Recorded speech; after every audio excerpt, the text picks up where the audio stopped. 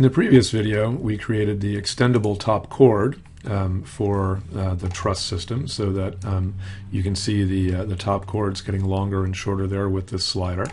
And in the video before that, we created the array, and so we have all of this functioning quite well, along with the original functionality of the catenary basic truss. In this video, we're going to create a series of stringers, in this case, simple piped geometry, but that connects from truss to truss at these top panel points, they're called, where the diagonals meet the top chord. To do that, we're going to take the points that subdivide the top chord here, and we're going to move those upward by a distance that is equal to twice the radius of the top chord pipe, so that we can use that same radius to always space these new pipes to sit directly on top of the old pipes.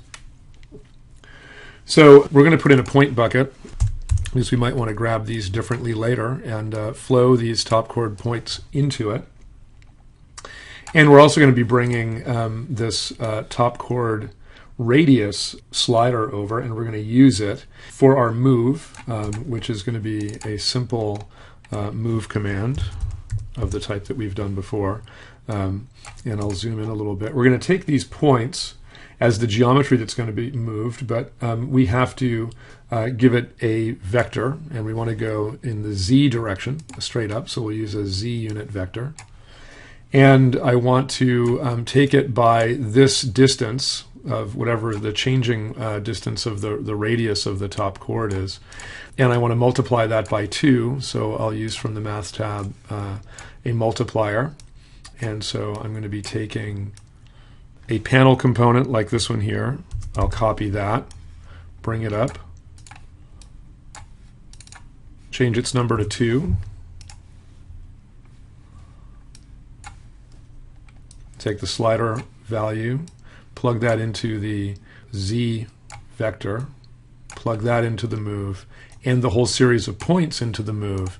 And when we zoom in now, you'll see that there is a whole series of points now that float up and down that we can now use to create a series of polylines between them in order to create these stringers. I'll make the diameter a little bit smaller.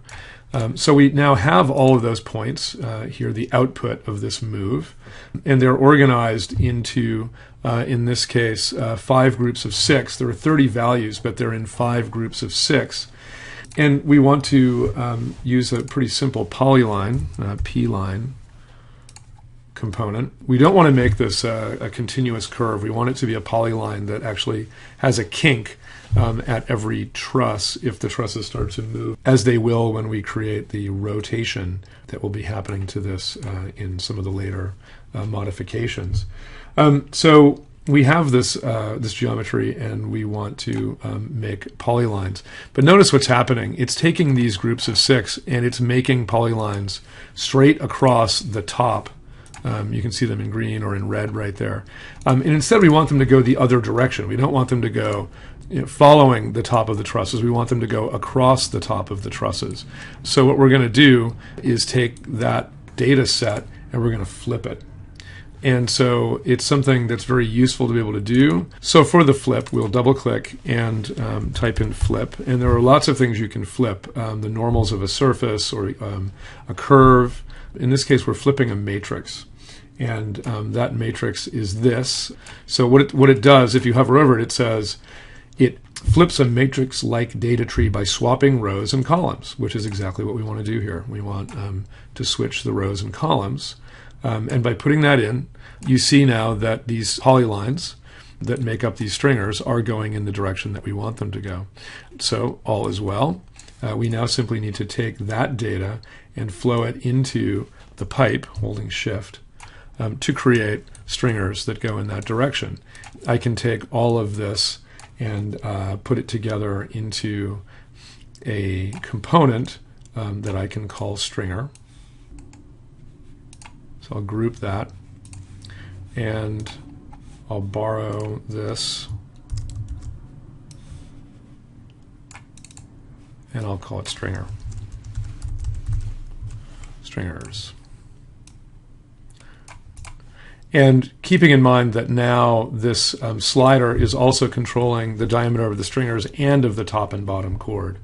And if you wanted to control the bottom chord differently, you'd simply put another pipe command in here with a number 2 on the bottom for a cap and a new slider, and you could have the bottom chord controlled differently from the top chord and these stringers. You could also have the stringers be larger or smaller.